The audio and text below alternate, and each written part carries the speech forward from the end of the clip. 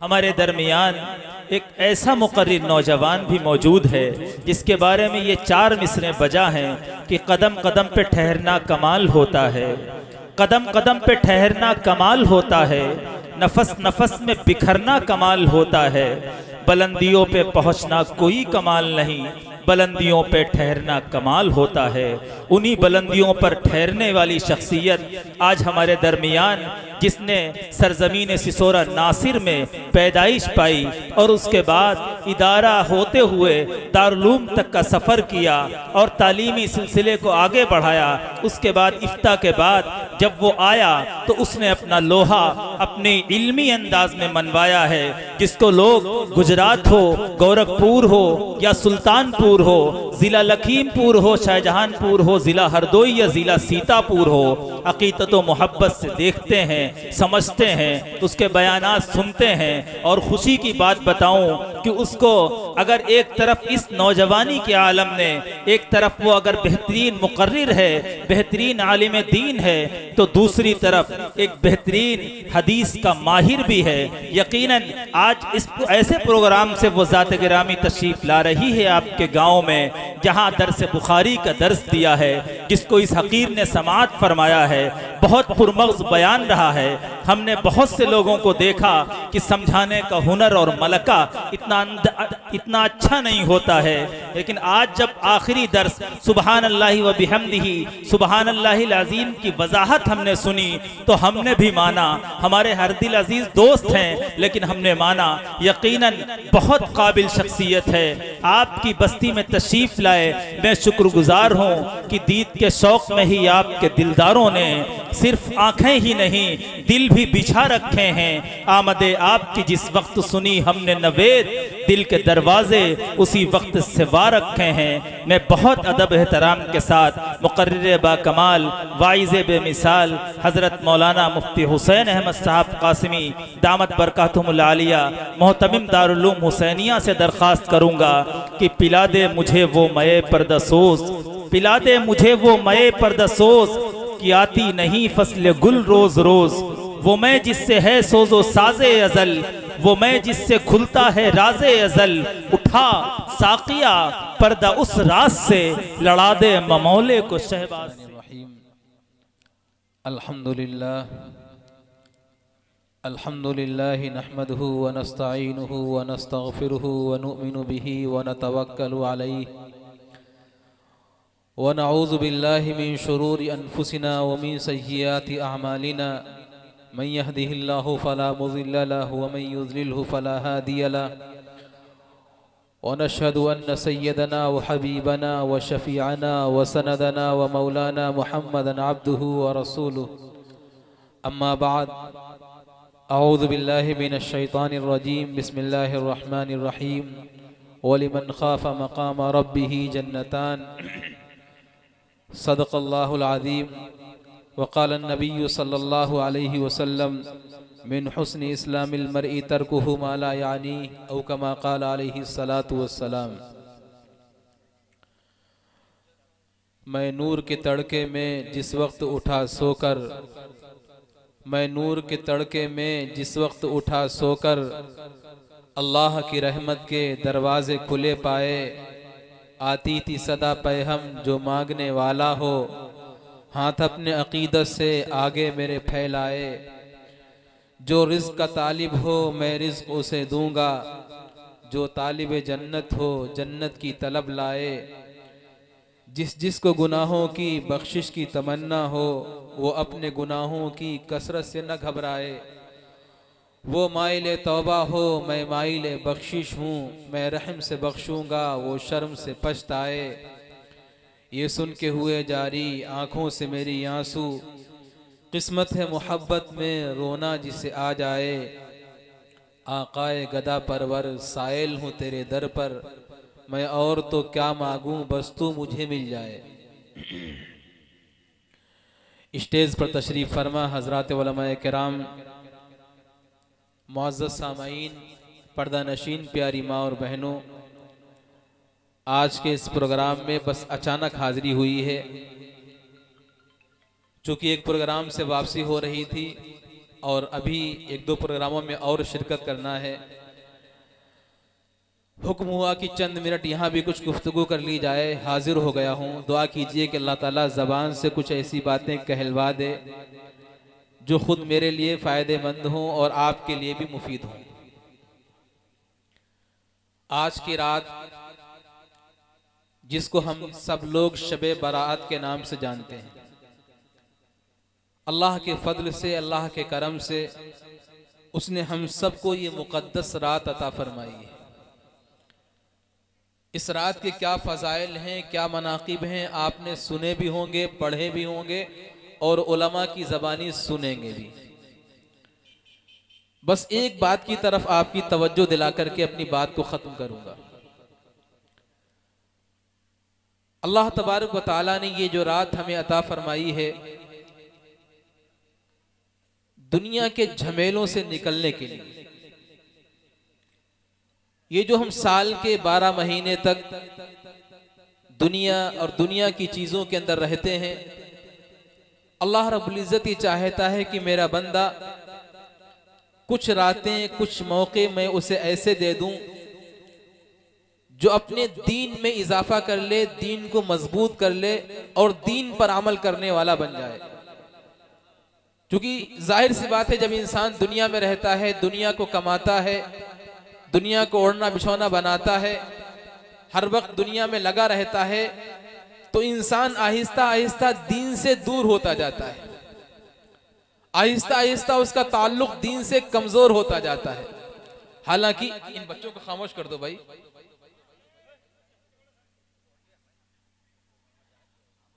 हालांकि इंसान इस दुनिया के अंदर आया है अपना दीन बनाने के लिए। इस दुनिया में दुनिया कमाने के लिए नहीं आया है। अल्लाह ने दुनिया तो उसके साथ लगाई हुई है। इंसान दुनिया में आया है इबादत करने के लिए, अल्लाह को राजी करने के लिए, अल्लाह को खुश करने के लिए। इंसान दुनिया में आया है शरीयत पर अमल करने के लिए।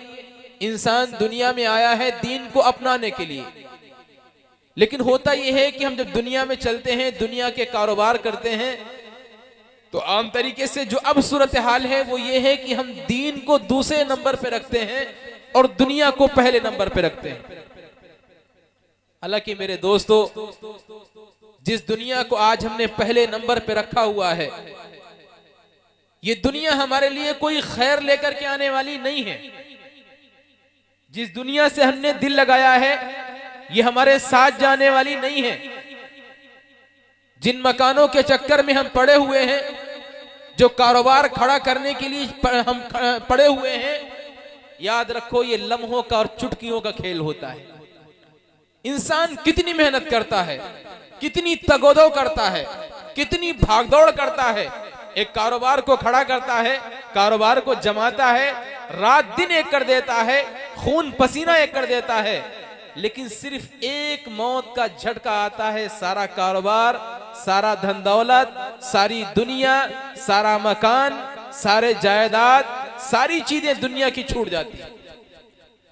अब आगे जो हमेशा हमेश की जिंदगी है, अबदुल आबाद की जिंदगी है, जहां इंसान को हमेशा हमेश रहना है, वहां की जिंदगी का मसला शुरू होता है। यहाँ दुनिया में लगे रहे, आखिरत की तैयारी नहीं की, फिर इंसान जाकर के कब्र में परेशान होता है। फिर इंसान जाकर के सोचता है कि अब हमारा क्या बनेगा। दुनिया ना तो दुनिया में खैर लेकर के आती है और ना ही दुनिया आखिरत के एतबार से खैर लेकर के आती है। अगर दीन जिंदगी में नहीं है, दीन जिंदगी में है, तो ये दुनिया भी आपके लिए बेहतरीन है, ये दुनिया भी आपके लिए खैर है। लेकिन अगर दीन जिंदगी में नहीं है मेरे दोस्तों, ये दुनिया आपके लिए वबाल जान है। दुनिया आएगी, आपके लिए मुसीबतें बढ़ जाएंगी। जितनी दुनिया बढ़ेगी उतनी मुसीबतें आपके लिए बढ़ती जाएंगी। जितनी दुनिया आपके पास ज्यादा आएगी उतने आंसू आपके बढ़ते जाएंगे। आप देख लीजिए, अब से 20-25 साल पहले के जो लोग थे, जिनके पास बहुत दुनिया नहीं थी, कच्चे मकानात थे, चटनी रोटी खाया करते थे, लेकिन सुकून से रहा करते थे। आज हमारे पास दुनिया की भरमार हो गई है, सारे मकान आलीशान बन गए, बड़े बड़े कारोबार हो गए, बड़ी बड़ी गाड़ियां हो गई, बड़े बड़े बंगले हो गए, लेकिन क्या आप बताएंगे कोई आदमी खुश नजर आ रहा है आपको? हर आदमी परेशान है, हर आदमी उलझनों में है। जब दुनिया नहीं थी इंसान सुकून से था, जब बहुत ज्यादा दौलत नहीं थी इंसान सुकून से था। आज दुनिया की भरमार है और इंसान बेचैन है।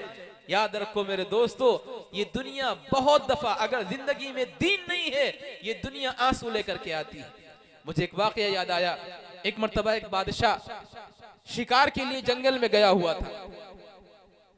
उसे सांप ने डस लिया, सांप ने काट लिया, और इतने खतरनाक सांप ने काटा कि सांप का जहर बादशाह के पूरे जिस्म में फैलने लगा।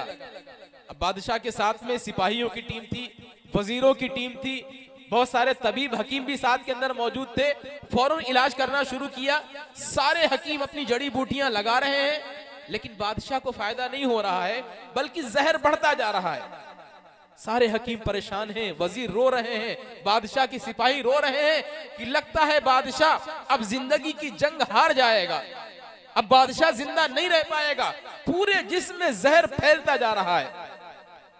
सारे वजीर परेशान, सारे तबीब परेशान। इसी दरमियान में अचानक एक आदमी फटे हुए कपड़े पहन करके दीवाना किस्म का मजनू आता है और आकर के खड़े होकर के देखता है, और जहां पर सांप ने काटा था वहां पर थूकता है और भाग के चला जाता है। अब सारे वजीर, सारे तबीब चूंकि बादशाह की वजह से परेशान थे, उसका पीछा किसी ने नहीं किया, वो थूक के चला गया, किसी ने तवज्जो नहीं दी। एक हकीम जो वहां पर बैठा हुआ बादशाह के जख्म पे लेप लगा रहा था, बादशाह के जहर को निकालने की कोशिश कर रहा था, उसने रुमाल लिया और रुमाल लेकर के उस थूक को साफ करने की कोशिश की। जैसे ही उसने थूक को वहां से हटाया तो क्या देखता है कि जिस हिस्से पर ये मलंग फकीर आदमी थूक करके गया था, बादशाह का जहर खत्म हो गया है। अब उसने थूक को थोड़ा और आगे बढ़ाया, तो जितना आगे बढ़ाते जा रहा है जहर का जख्म और जहर का असर खत्म होता जा रहा है। अब वो उसके सामने बड़ी अजीब सी हैरत है, कोई जड़ी बूटी काम नहीं कर रही, कोई दवा काम नहीं कर रही है, लेकिन थूक को जितना आगे बढ़ा रहा है जहर का असर खत्म होता जा रहा है। उसने आहिस्ता आहिस्ता जितने हिस्से पे जहर का असर गया था सारे हिस्से पे थूक को लगाया, और बादशाह के उस सारे हिस्से से जहर खत्म हो गया। बादशाह होश में आके बैठ गया। बादशाह ने पूछा क्या माजरा है, क्या मामला है? कहा बादशाह सलामत, क्या बताएं, हम लोग तो मायूस हो गए थे, सारी दवाएं इस्तेमाल कर ली, सारी जड़ी बूटियां इस्तेमाल कर ली, लेकिन आपके जिस्म में सांप का जहर फैलता जा रहा था। अचानक एक मलंग किस्म का मजनू इंसान आया, फटे हुए कपड़े पहने हुए था, उसने आकर के थूका। जब वो थूक करके गया है तो आपके सारे जिस्म पर जहां जहां थूक को लगाया गया वो सारा हिस्सा शिफायाब हो गया है, जहर का असर खत्म हो गया है। बादशाह समझ गया कि ये कोई मजनू और मलंग इंसान नहीं, ये कोई बहुत पहुंचा हुआ आदमी है। बादशाह ने फौरन वजीरों से कहा, फौरन सिपाहियों से कहा कि जाओ उसे पकड़ करके मेरे पास लाओ, उसे फौरन मेरे सामने हाजिर करो। सारे सिपाही दौड़ते हुए गए, देखा वो मलंग आदमी एक दरख्त के नीचे बैठा हुआ है, उसे पकड़ करके लाए। बादशाह ने उससे कहा, हजरत ये हमारे लोग आपको पहचान नहीं पाए, आप कौन हैं, कितनी बड़ी शख्सियत है, आप कितने बड़े अल्लाह वाले हैं, इन लोगों ने आपको पहचाना नहीं। मैं आपको समझ रहा हूं कि वाकई आप बहुत बड़े अल्लाह वाले हैं, आप वाकई बहुत बड़े अल्लाह वाले हैं। मेरे दोस्तों, मेरे भाइयों, मैं अर्ज कर दूं, ये अल्लाह वाले बाज मर्तबा ऐसे ही लिबास में होते हैं। जरूरी नहीं कि बहुत लंबी पगड़ी बांध करके कोई आए, लंबा सा जुब्बा पहन करके आए, बड़ी सी गाड़ी में सवार होकर के आए, वही अल्लाह वाला होगा। नहीं, बाज मर्तबा अल्लाह वाले बड़े अजीब होते हैं, मलंग किस्म के होते हैं, उनको पहचानना मुश्किल होता है। बज़ाहिर वो दीवाने होते हैं, बज़ाहिर पागल होते हैं वो, लेकिन हकीकत के एतबार से वो पागल नहीं होते हैं। हज़रत शेख शिबली रहमतुल्लाह अलैह कितने बड़े अल्लाह वाले थे, अल्लाह ने क्या मकाम दिया था, लेकिन जो रहते थे वो दीवानों की तरह। लोग, दुनिया उन्हें दीवाना समझती थी, पागल समझती थी। एक मर्तबा एक गांव से जा रहे थे, तो गांव के बच्चे, जब कोई पागल दीवाना आ जाता है पीछे लग जाते हैं ना, गांव के बच्चे पीछे लग गए और शेख शिबली को ढेले मारना शुरू कर दिए।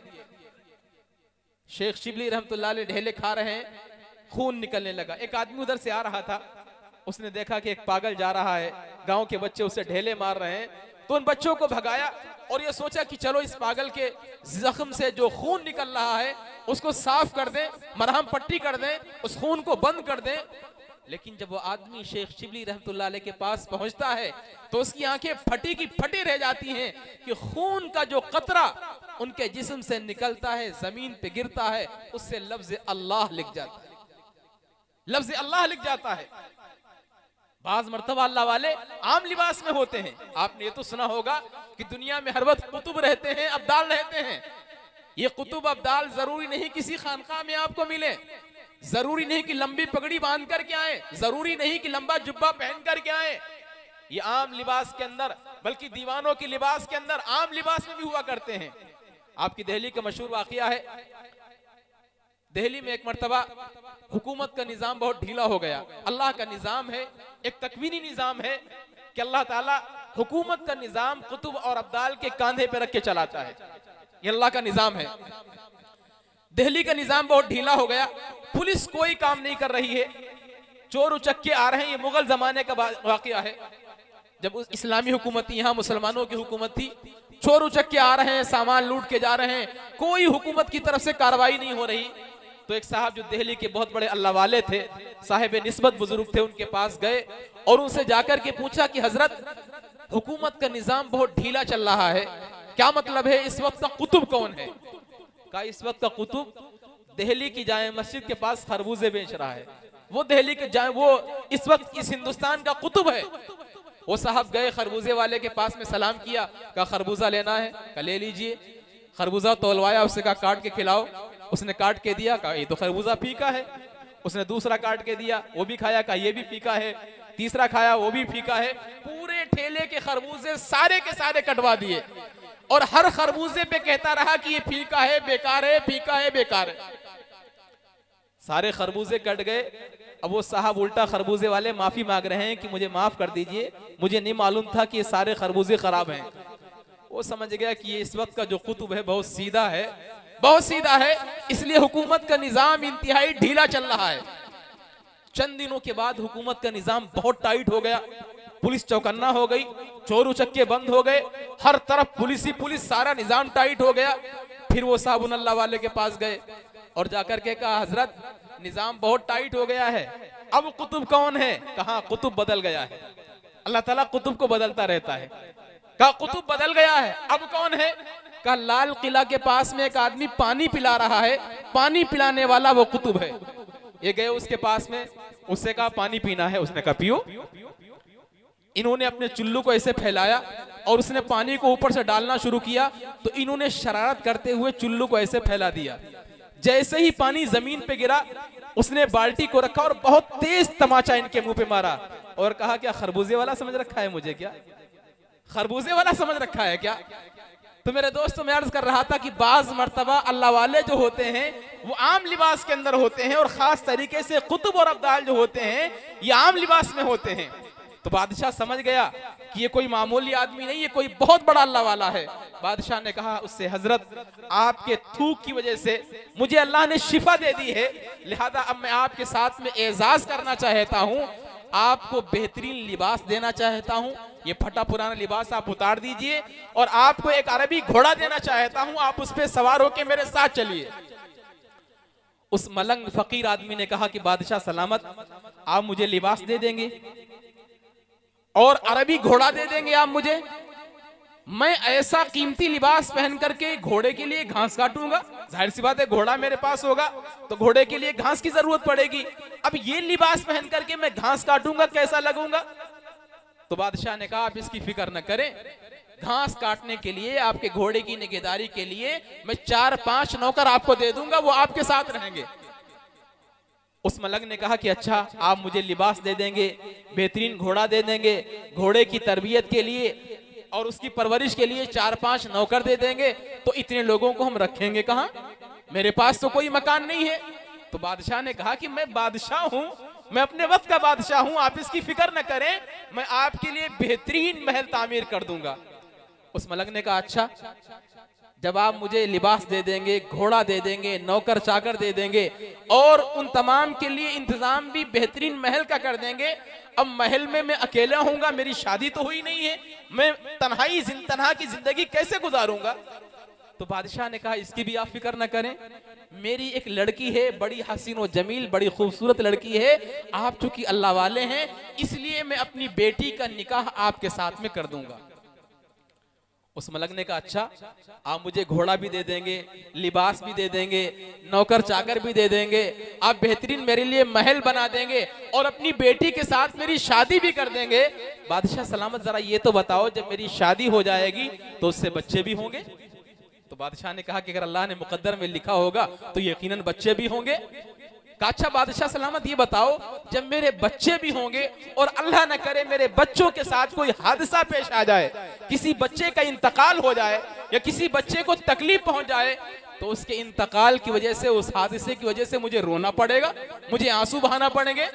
तो बादशाह ने कहा यकीनन जब आपके बच्चे होंगे, उनका इंतकाल होगा, कोई हादसा हो जाएगा आपके सामने, तो आपको रोना तो पड़ेगा। कहने लगा बादशाह सलामत फिर तो हम पहले ही अच्छे थे, मेरे पास कुछ नहीं था, हम हंस रहे थे, हम खुश थे, आपने घर दे दिया, आपने घोड़ा दे दिया, आपने लिबास दे दिया, आपने नौकर चाकर दे दिए, आपने शादी करा दी, उसके बाद भी हमें रोना पड़ेगा, उसके बाद भी हमें आंसू बहाना पड़ेंगे।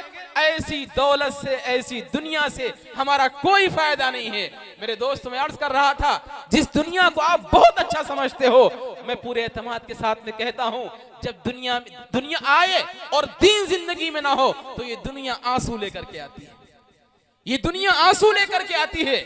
बड़े बड़े मालदारों को देख लीजिए, हर वक्त रोना रोते हैं, हर वक्त अपनी मुसीबतों का, परेशानियों का गिला करते हैं, दुनिया के अंबार लगे हुए हैं, दुनिया की दौलत के ढेर लगे हुए हैं, लेकिन उनके आंसू थमने का नाम नहीं लेते हैं। इसके मुकाबले में अगर दीन जिंदगी में आ जाए, इस दुनिया के मुकाबले में अगर दीन जिंदगी में आ जाए, तो मेरे दोस्तों आपके पास कुछ नहीं होगा, आप मलंग होंगे, आपके घर में खाने को नहीं होगा, आपके पास लेटने के लिए सही बिस्तर नहीं होगा। लेकिन अगर आपकी जिंदगी में दीन है, आप इत्मीनान से होंगे, सुकून से होंगे, आप अपनी हंसी खुशी जिंदगी गुजार रहे होंगे। अल्लाह रब्बुल इज्जत ने जो ये रात हमें दी है, ये रात इसीलिए दी है कि हमारी जिंदगियों में दीन आ जाए। इस रात से फायदा उठाओ मेरे दोस्तों। दुनिया पूरे साल कमाते रहते हो, पूरी जिंदगी दुनिया में कमाने में गुजर गई है, दुनिया तुम्हारे लिए मुसीबत बन के आएगी, लेकिन आज की रात अगर दीन कमा लोगे, दीन पे अमल कर लोगे, दीन को अपनी जिंदगी के अंदर ले आओगे, तो मेरे दोस्तों आज से जिंदगी में आपकी सुकून चालू हो जाएगा। अल्लाह तबारक व तआला हम सबको तमाम बातों पर अमल करने की तौफीक अता फरमाए। व आखिरु दावाना